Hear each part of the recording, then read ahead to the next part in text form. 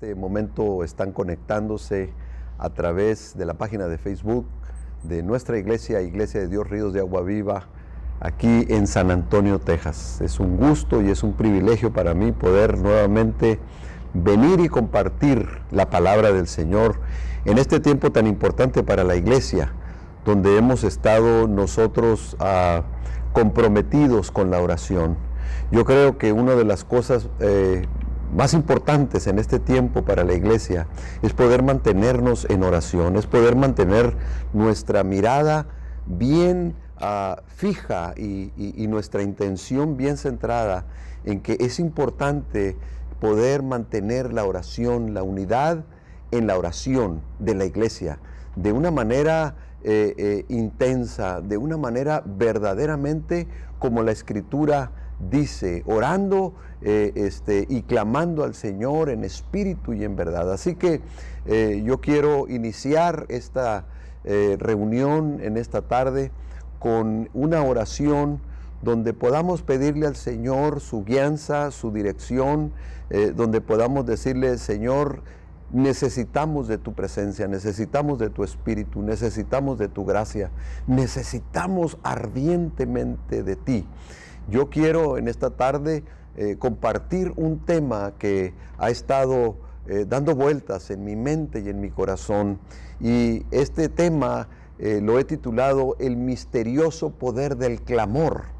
Y yo he estado mencionando que la oración y el clamor se parecen mucho, pero la diferencia que hay entre la oración, porque hay oraciones de diferentes tipos, pero el clamor es algo intenso. El clamor nace de algo que el corazón, tu alma, se derrama delante de la presencia de Dios. Por eso yo quiero en esta tarde hablar de el poderoso misterio, o el misterio poderoso del clamor. Y yo quisiera, después de darles a todos la más cordial bienvenida en esta tarde, decirles que me da mucho gusto poder este día iniciar, y que la lista que hicimos de 24 horas, los 7 días de la semana, se llenó, pero todavía faltas tú si no te has anotado.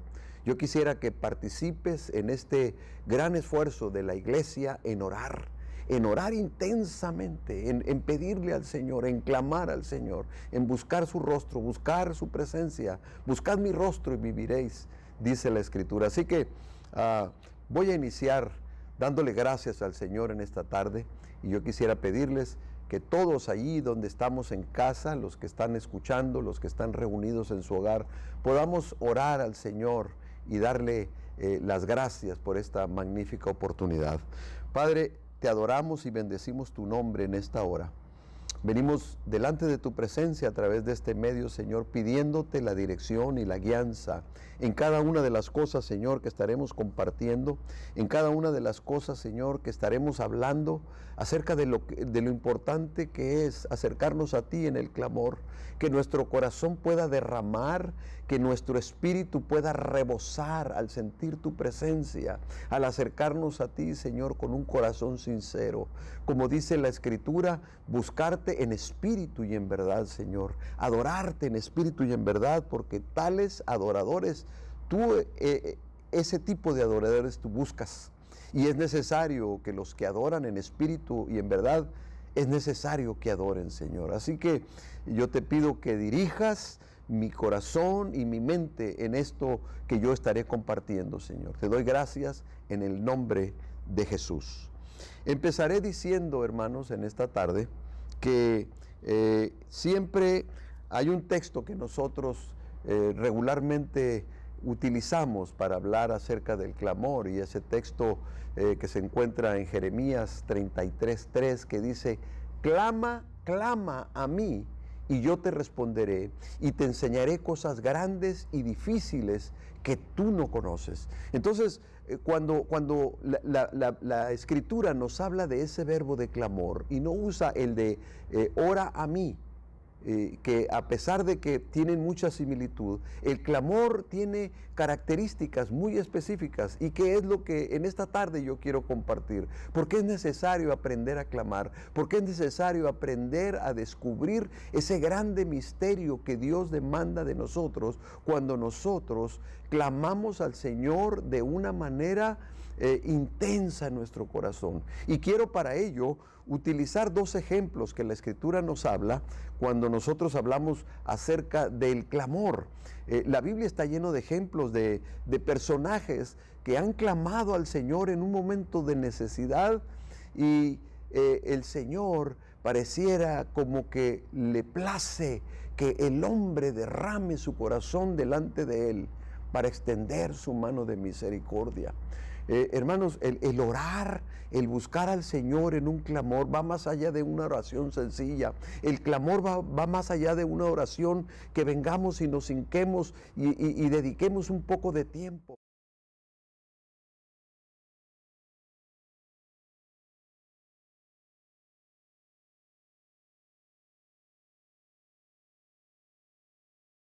De Dios, que descubres tu corazón, abres, rompes, como dice la Escritura, rompes el prepucio de tu corazón, te abres con sinceridad, quedas completamente vulnerable delante de Dios. Y él eso es lo que busca. Y yo quisiera utilizar algunos ejemplos que la Escritura nos habla cuando habla acerca precisamente del clamor. Y hay un caso que se encuentra en el capítulo 20 del segundo libro de los Reyes.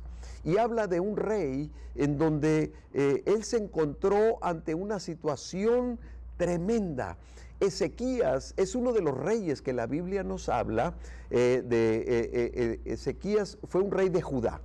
Y este rey, dice la Escritura, que él hizo lo bueno delante de los ojos de Dios. Ezequías fue un hombre que llevó al pueblo a buscar a Dios. Ezequías fue un hombre que buscó siempre la presencia de Dios, buscó la dirección. Pero en el capítulo 20, en Segunda de Reyes, encontramos, dice la Escritura, en aquellos días Ezequías cayó enfermo de muerte. Cayó enfermo de muerte. Y entonces el profeta Isaías, hijo de Amós, le dijo de esta manera: así dice el Señor, pon tu casa en orden, porque morirás y no vivirás. Yo me puedo imaginar, hermanos, la sentencia. Yo no sé cómo reaccionarías tú o cómo reaccionaría yo si un profeta, teniendo la convicción que esa palabra viene de parte de Dios, viene a decirte: arregla tus asuntos, arregla tu vida, arregla tus cosas, porque te vas a morir y no vas a vivir. Y es una declaración que lo hace el autor de la vida. Realmente es impactante. Cuando lo oímos en una tercera persona y no viene a nosotros, lo escuchamos y podemos entenderlo. Pero para conocer la dimensión de una declaración de esa manera, tendríamos que nosotros, hermanos, vivirlo en carne propia y saber que Dios, cuando da una declaración, Él la da de una manera firme, de una manera precisa, de una manera, como dice la Escritura, Dios no es hombre para que mienta, ni hijo de hombre para que se arrepienta. Entonces, cuando Él hace esa declaración y le dice a través del profeta Isaías: arregla tu casa, pon tu casa en orden, porque morirás y no vivirás. Hermanos, esa declaración estremece el corazón de cualquiera. Cuando te están diciendo que te queda poco tiempo, muy poco tiempo de vida. Quizás nosotros, si supiéramos qué tan cerca estamos del día de nuestra partida, nuestra actitud ante la vida cambiaría. Entonces el ser humano reacciona de una manera cuando vivimos quizá nosotros un poco apegados a las cosas o un poco a la vida y quisiéramos vivir un poco más de tiempo. Pero en esa ocasión dice que inmediatamente cuando Ezequías recibe esa noticia de un profeta tan reconocido como Isaías, él voltea su rostro hacia la pared y él empezó a orar. Pero más adelante vemos que esa oración era un clamor, era un llanto de desespero. Y él quería seguir viviendo. Por lo que dice la Escritura, pareciera que el deseo de Ezequías era poder seguir viviendo. Y entonces empieza a hablar con el Señor con un sentimiento, con un sentido de urgencia. El clamor tiene la característica de ser una oración con un sentido de urgencia y de profunda necesidad. Cuando tú descubres el secreto de clamar al Señor con urgencia, con profunda necesidad, tu espíritu va a empezar a centrarse de tal manera que el Señor pueda escuchar. Y entonces la oración que Ezequías hace es diciéndole al Señor: Señor, te ruego que te acuerdes ahora de cómo yo he andado delante de ti, en verdad y con corazón íntegro. Y he hecho lo bueno, Señor, ante tus ojos. Y Ezequías dice, lloró amargamente. Hermanos, no es fácil a veces recibir noticias. Especialmente lo que, como nosotros en estos días que hemos estado recibiendo, tristemente noticias terribles que han consternado nuestro corazón. Noticias de muerte. El corazón del hombre se estremece. Imagínese que la noticia viene para ti y que alguien viene a decirte: prepara tus cosas, arregla tu casa. Especialmente, hermanos, si tú eres una persona que tienes una familia a la que amas, si tienes hijos pequeños. Yo he estado con gentes en donde han estado al borde de la muerte. Y recuerdo de un amigo que yo tenía, que se aferraba a mi mano y me decía: ¿por qué me tengo que ir en este momento? Él había sido diagnosticado con cáncer y me dijo: yo quisiera por lo menos ver a mis hijos que se graduaran, verlos un poquito más, que crecieran, verlos un poco más. Y se aferraba a mí. Y la única cosa que yo pude hacer en ese momento es ponerme junto con él a clamar al Señor. Si Dios, fíjate bien lo que él me dijo, si Dios me concediera por lo menos llegar hasta el día de la graduación de mi hijo, ya me iría en paz. Es muy difícil, hermano. Es muy difícil situaciones en la vida que te hacen clamar de una manera profunda al Señor. Pero es un misterio que si no, tú y yo lo aprendemos, que si tú y yo llegamos a descubrir la manera de cómo clamar al Señor con urgencia, con un sentido de necesidad, con un sentido profundo de tu corazón, vamos a descubrir un oasis, vamos a descubrir un caudal de cosas y vamos a poder empezar a ver cómo la mano de Dios ante tal humillación se mueve de manera poderosa. Porque también la Escritura dice: si mi pueblo sobre el cual mi nombre es invocado se humillare. Esa palabra humillación tiene que doblegar el orgullo del hombre. La humillación lleva al hombre a la posición auténtica de lo que debe ser delante de Dios. Porque a veces nuestra soberbia, hermanos, nuestra soberbia nos lleva a pensar, a veces nuestro orgullo nos lleva a vivir una vida que creemos que nada va a ocurrir, o como si fuéramos a vivir toda la vida. Sin embargo, tenemos que recordar que nosotros hemos sido hechos como la flor del campo. En muchas partes de la Escritura, la Biblia compara al hombre como la flor del campo, que en la mañana florece y crece, y en la tarde se marchita, es cortada y echada en el fuego. Entonces nosotros tenemos que entender que la potestad de la vida y de la muerte la tiene Dios en sus manos. Y nosotros tenemos que doblegarnos ante la majestad de su presencia. Y entonces cuando dice este pasaje, hablando de Ezequías nuevamente, dice: te ruego, Señor, que te acuerdes de cómo como si Dios no se acordara, como si Dios no tuviera memoria. A veces Dios nos lleva a situaciones, hermanos, a ver si nosotros somos capaces de reaccionar ante una circunstancia y llegarnos a postrar y clamar y decirle al Señor: Señor, necesito urgentemente de ti. ¿Cuántas personas no he visto yo, hermanos, que han venido a la iglesia y que han venido completamente consternados porque tienen una profunda necesidad, ya sea de muerte, ya sea de vida, y vienen angustiados y vienen y derraman su alma? Pero cuando ya reciben aquello que venían buscando, hermanos, a veces la memoria se vuelve tan corta y nos olvidamos de aquel que extendió su mano y como si nunca lo hubiésemos conocido. ¿Cuánta gente no he encontrado que después de haber conseguido aquello que con tanta urgencia buscaban, pasando aquello, dan su espalda y no se vuelven a acordar del Señor. Que el Señor tenga misericordia de nosotros cuando le clamamos. Miren, hermanos, una de las características que tiene el clamor es que el clamor nace regularmente a través de una profunda necesidad, de un sentido de urgencia por salvar tu vida cuando se trata de un asunto de vida o de muerte.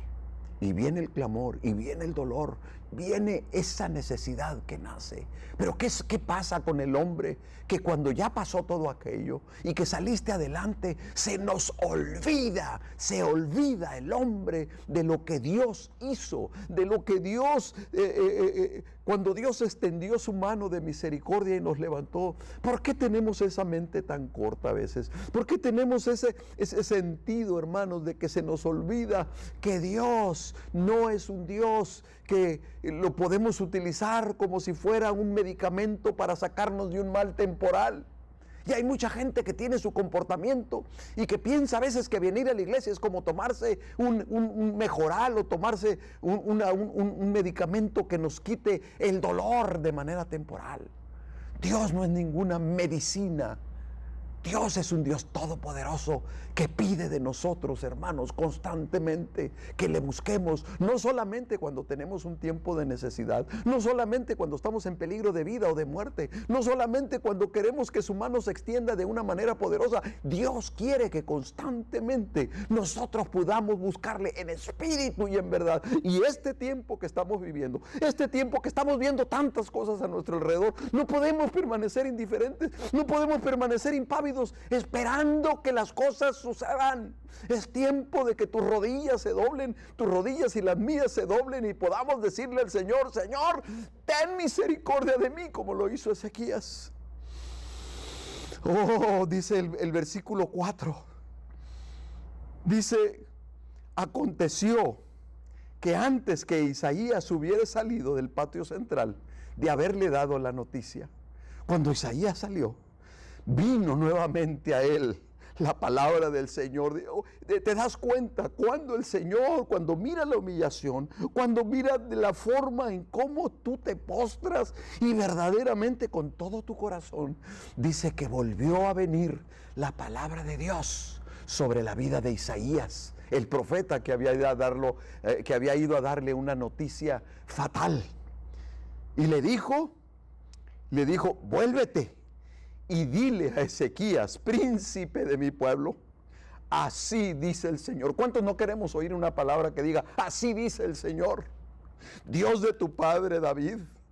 He escuchado tu oración. ¿Qué fue lo que movió la mano de Dios? Hermanos, ya estaba una decisión tomada en contra de Isaías. Ya estaba decidido. Porque el profeta vino a decirle: arregla tus cosas, porque de cierto morirás y no vivirás. Pero ¿qué hizo que de repentinamente, después de aquella expresión de dolor, de clamor, de tanta desesperación, y le dice: he escuchado tu oración, he visto tus lágrimas? Hermano, hace unos días una persona me decía, fíjate, me decía, oye, cada vez que me pongo a orar y mis hijos me oyen llorar, vienen y me preguntan, ¿qué es lo que tienes? ¿Por qué estás llorando? ¿Por qué lloras? ¿Qué tristeza tienes? ¿Sabes qué? Cuando la presencia de Dios llega a tu vida, las lágrimas son el resultado de que el Espíritu de Dios, el Espíritu Santo viene, se derrama y te empieza a lavar con tus lágrimas. He visto tus lágrimas, dice. He aquí, te sanaré. Al tercer día subirás a la casa del Señor. Te voy a sanar, Ezequías. La decisión de quitarte la vida la voy a cambiar. Qué poderoso, hermanos. Yo no sé si tú puedas imaginar la dimensión de una decisión de parte de Dios cuando Él dice: no vas a morir. Te voy a extender mi mano de misericordia y te voy a aumentar a los días de tu vida 15 años más de vida. Y no solamente, y te voy a librar de todos los enemigos que tú tienes, a ti y a esta ciudad, del rey de Asiria. Y voy a defender esta ciudad por amor de mi nombre y por amor de mi siervo David. Hermano, qué importante descubrir ese misterio. Qué importante es que el clamor, lo que obtuvo de respuesta cuando Isaías se postró, cuando Ezequías se postró y empezó a clamar al Señor y recordarle las cosas que él consideraba como justas para que Dios escuchara su clamor, y derramó su alma. Qué bueno es saber que no tenemos un Dios indiferente. Qué bueno es saber que Dios se duele de tu dolor y del mío. Qué bueno es saber que el Señor, en el momento de la angustia, cuando te sientes que estás en el pozo de la desesperación, Él extiende su mano, te levanta y te pone en un lugar especial. Pone tus pies en la roca más firme, que es Cristo Jesús. Ese es un ejemplo que podemos ver claramente, en donde Dios, cuando tú clamas, así que cuando tú clamas, ese misterio del clamor, ese misterio cuando tú derramas tu alma, el Señor nunca pasa por alto cuando tú clamas con todo tu corazón. Porque el clamor nace de una necesidad, hermano. Pero no tenemos que esperar a tener una necesidad de vida o de muerte para que podamos aprender a clamar. Para que aprendamos a buscar al Señor con temor y con temblor. Y en este tiempo que estamos en oración, hermanos, podamos aprender a clamar al Señor. Mira, ahora en este tiempo yo tengo un hábito de siempre estar orando. Es una cosa que no solamente es un deber, sino es un deleite estar en un tiempo con el Señor. Pero ahora que siento yo que la iglesia todos estamos orando, es algo es una motivación especial para mi vida como pastor. Es algo que me da aliento a mí para seguir adelante. Porque cuando estamos en un mismo sentir, cuando estamos en un mismo espíritu, cuando estamos como un solo hombre, que el mundo se agarre, que las adversidades se agarren, porque cuando el pueblo se une como un solo hombre, pasa lo mismo de lo que Dios dijo cuando los hombres construían la torre de Babel. Dice, descendamos porque aquellos hombres son como un solo hombre y no van a desistir su propósito, aunque el propósito de aquellos hombres era equivocado, pero el poder de la unidad es muy grande. Es bien poderoso, hermanos, el poder de la unidad. Y cuando nos unimos en oración, por eso yo quiero insistir, voy a insistir y machacar en que nosotros debemos estar unidos en la oración. Esa necesidad y esa urgencia por buscar a Dios de Ezequías ante un momento donde la noticia era trágica, buscó al Señor, se humilló, lloró amargamente y le dijo: Señor, ten misericordia de mí. Y Dios cambió una decisión. ¿Cuántas cosas Dios no pudiera cambiar de decisión en este momento? En tu vida, en tu familia, en tu matrimonio, en las cosas que te rodean. ¿Cuántas cosas no quisieras tú que Dios cambiara la decisión de algo fatal o de algo que pareciera que ya viene sobre tu vida? Busquemos al Señor en clamor. Ese es uno de los grandes misterios. El otro caso del que yo te quiero hablar es de una mujer llamada Ana. Ana, que era una de las 2 esposas de un hombre llamado Elcana. Elcana tenía 2 mujeres, una de nombre Penina y la otra era Ana. Aquí la diferencia entre Ana y Penina es que Penina era una mujer fructífera, tenía hijos e hijas, pero Ana era una mujer estéril. La gran diferencia que había también entre Ana y Penina es que el corazón de Elcana estaba en Ana.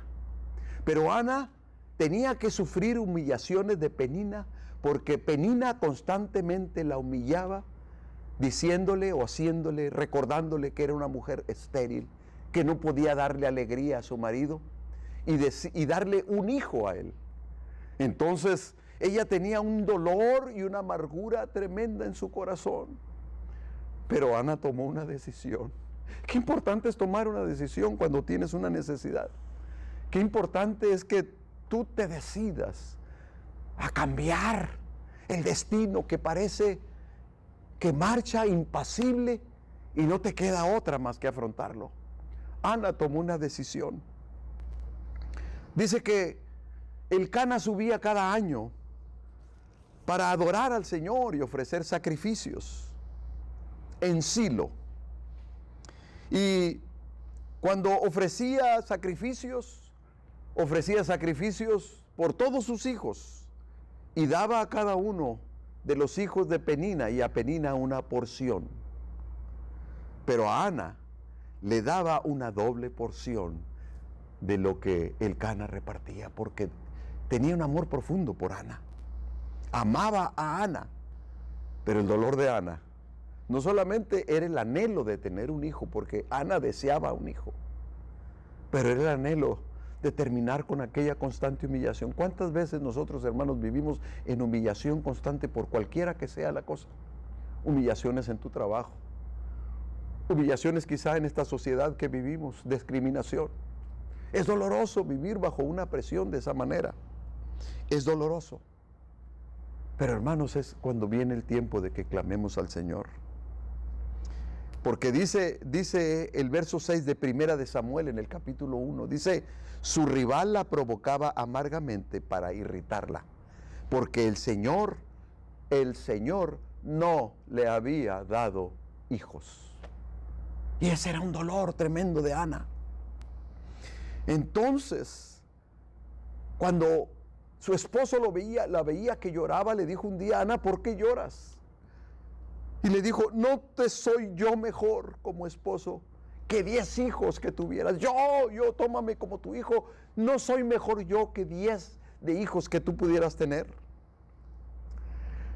Pero entonces Ana dice que después de haber comido y bebido en Silo, mientras el sacerdote Elí estaba sentado en la silla junto al poste de la puerta del templo del Señor, ella, fíjese la expresión, ella muy angustiada, oraba al Señor. Angustiada, oraba y lloraba amargamente. El lloro de amargura que vimos en Ezequías, también ese lloro de amargura tenía Ana, porque tenía una profunda necesidad. Ella quería que el Señor la escuchara. Pero hay algo adicional que Ana hizo, que nosotros tenemos que tomar como ejemplo, que es otro secreto, hermanos. Es el otro misterio profundo.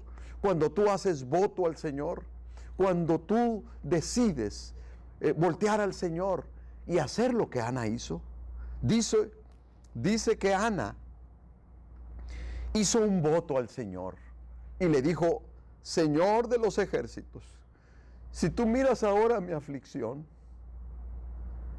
y te acuerdas de mí y no te olvidas de tu sierva, sino que le das un hijo a tu sierva, yo lo dedicaré a ti, Señor. Lo voy a dedicar a ti por todos los días de su vida. Por todos los días de su vida. Y no va a pasar navaja sobre su cabeza. Pero dice que mientras ella oraba, haciendo esa promesa, yo no sé cuántos de nosotros alguna ocasión hayamos hecho un voto, una promesa al Señor. Esa es otra predicación completa, el poder del voto, de un voto al Señor. Pero el voto tiene sus riesgos, porque cuando tú prometes algo al Señor, tienes que apresurarte a cumplirlo, porque Dios no se place de las promesas de los necios. Apresúrate a cumplirlo. ¿Por qué has de destruir, dice la Biblia, la obra de tus manos? Ana, cuando estaba orando, hermanos, era tanto el dolor, dice que ni siquiera pronunciaba palabra, porque hablaba desde su corazón. Solamente sus labios se movían y su voz no se oía. Y Elí, el sacerdote, en ese dolor y en ese clamor dijo, esta mujer está ebria, esta mujer está borracha. Y se acercó a ella y le dijo, ¿hasta cuándo vas a estar borracha, embriagada? ¿Hasta cuándo? Ya echa de ti el vino. Pero Ana le dijo, Señor, no, yo no estoy embriagada. Más bien soy una mujer angustiada. en espíritu. No he bebido vino ni licor, sino lo que he hecho es derramar mi alma, que es el clamor. Derramar mi alma delante del Señor. Así que no tengas a tu sierva por mujer indigna, porque hasta ahora he orado a causa de mi gran congoja y aflicción. Cuando el sacerdote se dio cuenta de aquello que estaba sucediendo, le dijo: vete en paz, hija, y que el Dios de Israel, palabra profética, profetizó sobre la vida de Ana, y que el Dios de Israel te conceda la petición que le has tú hecho al Señor. Y ella dijo: halle tu sierva gracia ante tus ojos. Y la mujer se puso en camino, comió, y ya no estaba triste su semblante. Y la historia la conocemos.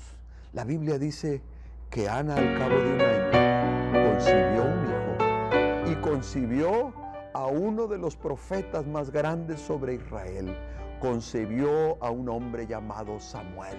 Y tal como lo prometió, tal como el voto que hizo, lo llevó al templo. Después de haberlo destetado, lo llevó, y todos los días de su vida Samuel sirvió al Señor como un hombre que en todo su caminar se podía ver el respeto, se podía ver la mano poderosa sobre él. El poder de un clamor trajo sobre Israel uno de los hombres más grandes, uno de los profetas más grandes que la Biblia nos habla. ¿De qué nosotros podremos ser capaces si somos capaces de descubrir el misterio del clamor al Señor? Que Dios traiga una respuesta a nuestra vida, que nos levante y que podemos sobreponernos y no vivir amenazados, y vivir y adorar con libertad, expander nuestro sitio, caminar de la manera que Dios quiere que nosotros caminemos. El clamor tiene un grande misterio. La Biblia dice que no solamente tuvo a Samuel, porque en el siguiente capítulo, en el capítulo 2, se oye el cántico de Ana, que realmente es un cántico maravilloso. El cántico de Ana, dice,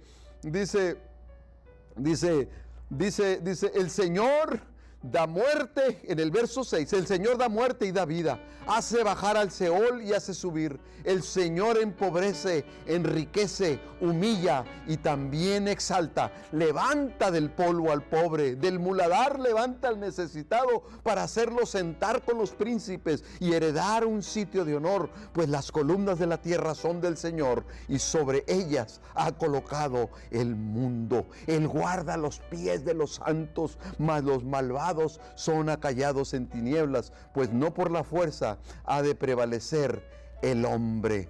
El gozo de Ana, el gozo de haber no solamente recibido la respuesta de parte de Dios, sino que aún más, dice en el verso 5, los que estaban saciados. Y fíjese bien que se refiere un poco a Penina. Los que estaban saciados se alquilan por pan y dejan de tener hambre. Los que estaban hambrientos, aún la estéril, refiriéndose a ella, da a luz a 7. Dios no le respondió con un hijo, le dio 7. ¿Sabes por qué? Porque Ana se atrevió a clamar y a derramar su alma. Yo quiero invitarte en esta hora, hermano, que estamos en un tiempo de oración, que nos atrevamos a descubrir el gran misterio del clamor, que viene de una profunda necesidad.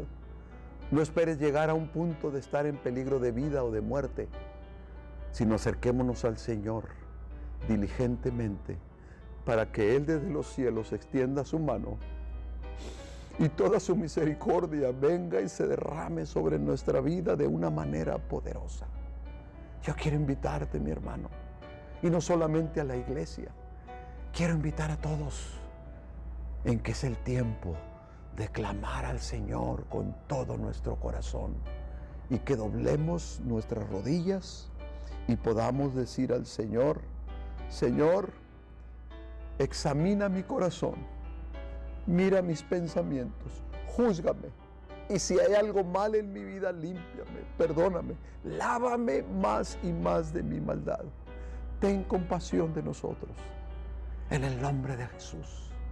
El mundo se está moviendo rápidamente en muchas direcciones, Y la respuesta: busqué, dice la Escritura, busqué a un hombre que se parara en la brecha y no encontré ni a uno. Seamos tú la diferencia y que Dios pueda cambiar el destino de esta nación, porque tú y yo nos atrevemos a clamar al Señor. Que el Señor te bendiga y te guarde. Y digamos esta oración juntos. Que el Señor nos bendiga y nos guarde. Que el Señor haga resplandecer su rostro sobre nosotros. Que el Señor tenga de nosotros misericordia. Que el Señor alce sobre nosotros su rostro y ponga en nosotros, en nuestra familia, en nuestro hogar, en nuestro matrimonio, en nuestros hijos, en nuestro trabajo, en medio de todas estas circunstancias, en la iglesia, en los ministerios, que ponga su bendita, profunda y perfecta paz. Que Dios te bendiga. Nos veremos aquí el próximo domingo, porque estamos estudiando la primera epístola del apóstol Pedro, y queremos seguir avanzando en el conocimiento de la palabra y cada día orando fielmente al Señor. Que Dios te bendiga y te guarde, es mi oración. Hasta luego.